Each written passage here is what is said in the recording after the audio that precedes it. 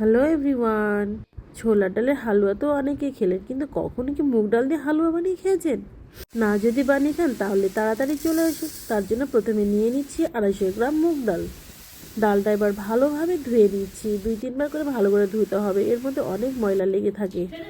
এবার একটা শুকনো কড়াইয়ের মধ্যে ডালগুলো নিয়ে নিচ্ছি। ততক্ষণ পর্যন্ত ভাজতে হবে যতক্ষণ না এটা পুরোপুরি ঝরঝরে হয়ে যায়।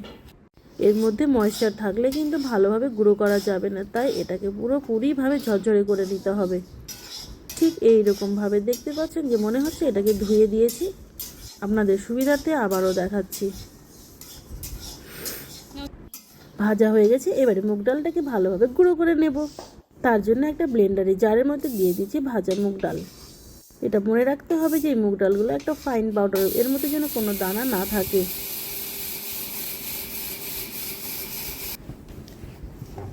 ঠিক এই রকমভাবেই হবে। আমি একটা চামচ দিয়ে উঠিয়ে দেখাচ্ছি।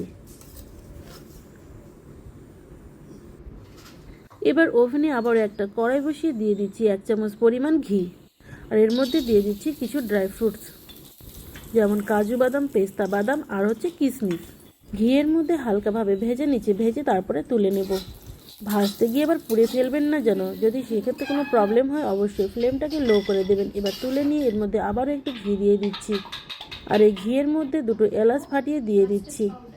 এলাচটার ফ্লেভার আসা পর্যন্ত অপেক্ষা করব, তারপরে গুঁড়ো করা মুগ ডালটা দিয়ে দিব এর মধ্যে। মুগ ডালটা ঘিয়ের মধ্যে লো ফ্লেমে খুব সাবধানে ভাজতে হবে। এটা ভাজতে ভাজতে যেন একটা গোল্ডেন কালার চলে আসে, তবে এটা পারফেক্টভাবে ভাজা হবে। দেখতে পাচ্ছেন আমার মুগ ডালের এটা কত সুন্দর পারফেক্ট হয়েছে। এবার এর মধ্যে দিয়ে দিচ্ছি 2 চামচ পরিমাণ সুজি দিয়ে আবারও ভালোভাবে নেড়ে নেব। তারপর দিয়ে দেবো 1.5 কাপ পরিমাণ মতো চিনি। আমি চিনিটা দেওয়ার পর চিনি আর ডালের গুঁড়োটা আবার একটুখানি ভেজে নেব। তারপর এর মধ্যে দিয়ে দিচ্ছি 3 কাপ পরিমাণ মতো দুধ দেওয়ার পর অনবরত নাড়তে হবে, যেন কোনো রকম দলা পাকিয়ে না যায়। মিশ্রণটা নাড়তে নাড়তে যখন এর থিকনেসটা অনেকটা বেড়ে যাবে, তখন একটুখানি দিয়ে দেব অরেঞ্জ ফুড কালার। এই ফুড কালারটা অপশনাল, আপনারা চাইলে নাও দিতে পারেন, দিলে খুব সুন্দর একটা কালার আছে, তাই আমি দিয়েছি।